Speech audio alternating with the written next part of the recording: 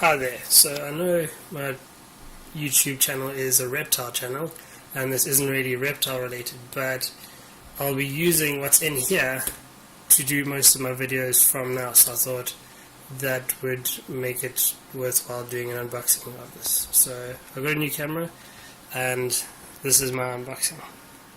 Okay, now for most people who just savage boxes, I want to show you my technique for unboxing, because this doesn't have a live animal in, and you'll see how I do the unboxing. Some people, the way they do their unboxing just scares me. So, okay, I'm gonna kill myself if I do that.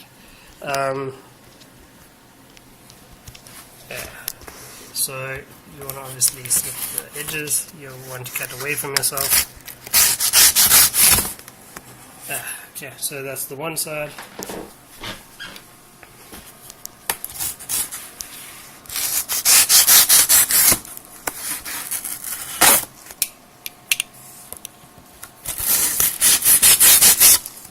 And that's the other side. So that's the two sides done. Be careful with like cutting this sort of thing. I know everyone doesn't do it. Everyone sort of does an unboxing every now and then. So, and not lots of people die. But speaking from experience, you'll notice on the side of my thumb there, I have quite a bad scar, and I got that from doing some savage knife action that wasn't very straight. So.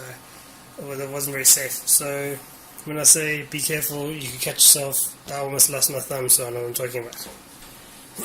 I'll maybe talk about how I did that another time. Anyway, so what a lot of people do now is they take the knife and they just stab it through the box, but like you could damage whatever's inside the box, especially if there's a snake. That's just bad form. So instead you just need to separate these, and they usually come part of the phone. Allowing me to cut that, like that part specifically. It freaks me out when people do that when there's a snake inside the box. This new camera really couldn't come any sooner. It just, as I paused it there, my phone freaked out for like 3 minutes and it wouldn't save the video and everything. So I'm really glad this new one's come. So just unboxed it, opened the box a bit more. I took out the little receipt that had my address on and reshot the receipt.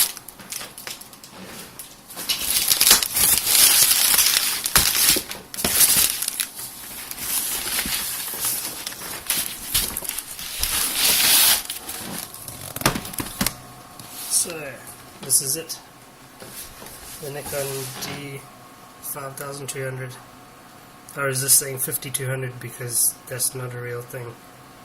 We use 5000s and thousands when there are tens of hundreds, if that makes sense. I'm trying to get myself out of the habit of saying stuff like 5200 or 1600 or whatever. Anyway, so Nikon D5200, so it's a DSLR camera. And I got the one that comes with the sort of cheaper 18 to 55mm lens, so it's got a bit of a zoom on it. So space is getting quite tight to try and fit everything in frame and still have two hands free, so I've just set my little phone up and I'll try and carry on with things regardless.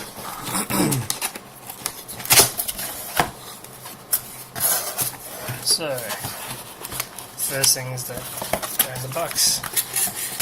A manual. So, as you'll probably see when I edit this, the video cut out after 10 seconds of the beginning of the unboxing, so I decided to leave it for a bit to charge my phone, and now I can't use the lounge anymore, so I'm here in the bedroom hoping that this works this time.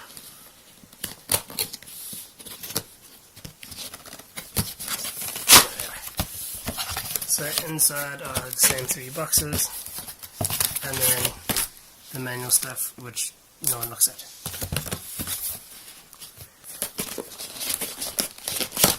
And here,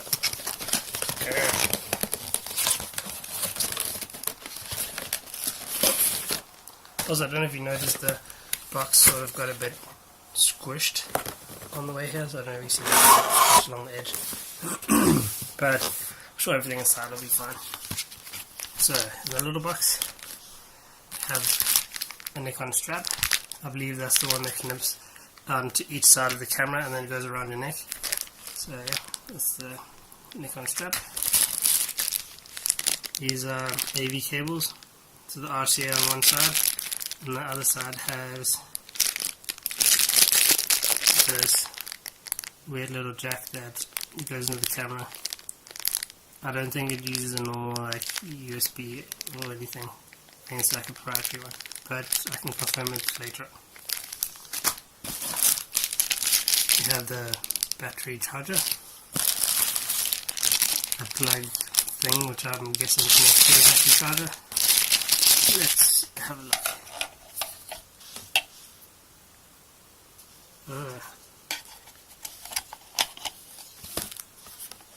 American plug, British adapter, British plug. That's pretty badass. So that's the one that goes straight into the wall. Cool. And then here's the battery that will go in there. Lots of things in the box. The USB charging cable. This one does look like a normal micro USB, but again I'm not 100% sure. I'll confirm it once I have finished the unboxing and start playing with the camera, if anyone actually cares.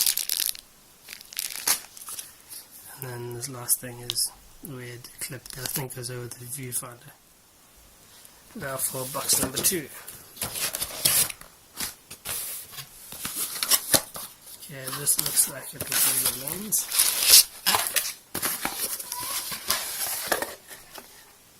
Yes, indeed. So this is the 18mm to 55mm VR lens. The VR, I believe, stands for vibration resistance. So that's the VR Nikon AFS. I believe AFS stands for autofocus single, where it just focuses once as opposed to continuously.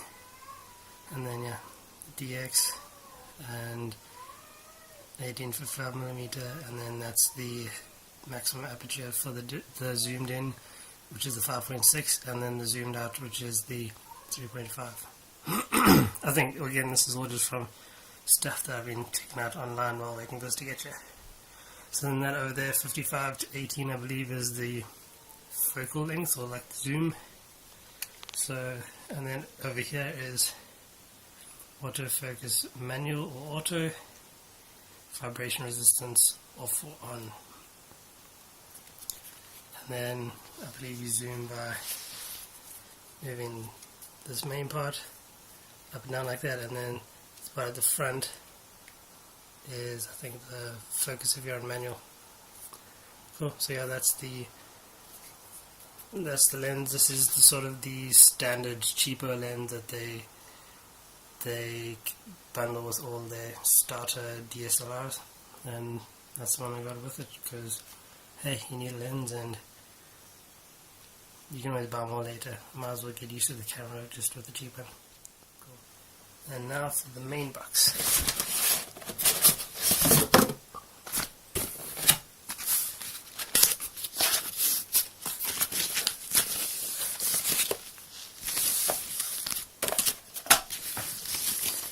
This should be the camera body. One hand unboxing is a bit awkward. Of course, there you go. So the one thing that I couldn't really judge from online is these little camera bodies seem quite big in other people's hands, but you can see in my hands it looks quite small, and that's one thing that I wasn't really prepared for. It seems quite small. Again, it's not a bad thing. It's not maybe necessarily a good thing. It's just something different to what I thought. Of course, so I'm going to have a look around, try and see if I can figure out what things do, and then I'll do a walkthrough of all the different buttons and what they do, hopefully, because again, I haven't used it yet. So I had a quick look at the menu, so I think I can safely navigate through most of these buttons. So the big one on the top there, that is the mode dial, so it's got a few different modes. It's got like the whole auto one because that's for like noob mode, and then it's got everything else. So I'll probably be looking in auto mode for a bit until I figure out the camera. It's got a whole live view switch there, so I think you pull that down, puts the live view on the screen. It's the big button that makes it go. I know that one there. The red button which is for video cameraing stuff. Yeah, I'm just showing out what little I know about these things. So, I guess that's pretty much it. Oh, this is quite cool. This is one reason why I picked this one over the D5200, because the screen can flip out. It can then turn up, turn around, so you can take pictures of yourself, or it can be like that, like the normal one. So that's quite cool. I think that's cool for two reasons, because like, okay, so you can do the whole, I can use the camera from everywhere other than directly behind it, so you can do the whole low shot thing, or you could do the I'm going to take a video of myself thing.